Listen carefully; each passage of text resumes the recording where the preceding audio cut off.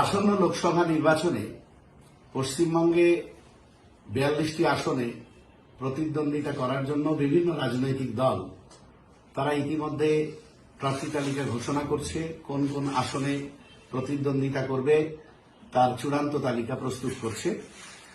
তারই প্রস্তুতিতে সাম্প্রদায়িক ফ্যাসিবাদী বিজেপিকে এই বাংলায় পরাস্ত করতে এবং দুর্নীতিগ্রস্ত এবং বিজেপির দোসর স্বৈরাচারী তৃণমূল কংগ্রেসকে পরাস্ত করতে আমরা সকলেই বদ্ধপরিকর এবং আইএসএফও এই অঙ্গীকারবদ্ধ।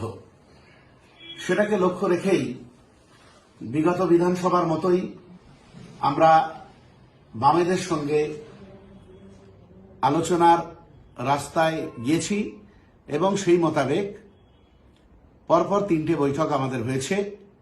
প্রথম দিকে আমরা 20টির বেশি আসনে প্রতিদ্বন্দ্বিতা করার কথা জানালেও জোট রাজনীতির স্বার্থে বিজেপি এবং তৃণমূল কংগ্রেসকে পরাস্ত করার স্বার্থে আমরা সেটা 14টা আসনে প্রতিদ্বন্দ্বিতা করার কথা জানিয়েছিলাম।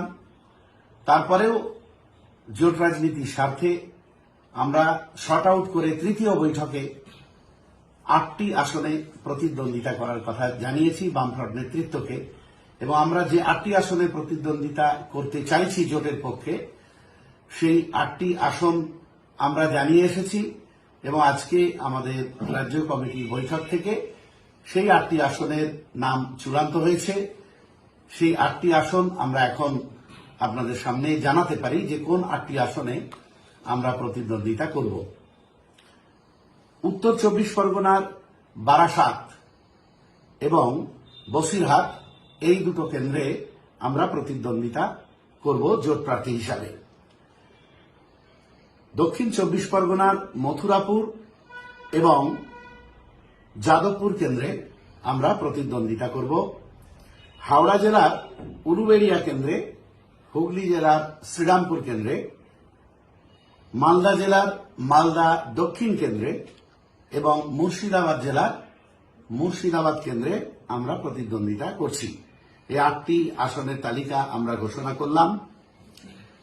সেই সঙ্গে আর একটা বিষয় আপনাদের জানিয়ে রাখছি, এই 8টার মধ্যে জোটের স্বার্থে যাদবপুর কেন্দ্র থেকে আমরা সরে আসতে পারি একমাত্র বামফ্রন্টের প্রার্থী যদি বিশিষ্ট আইনজীবী জনদরদী বিকাশ রঞ্জন ভট্টাচার্য প্রার্থী হন।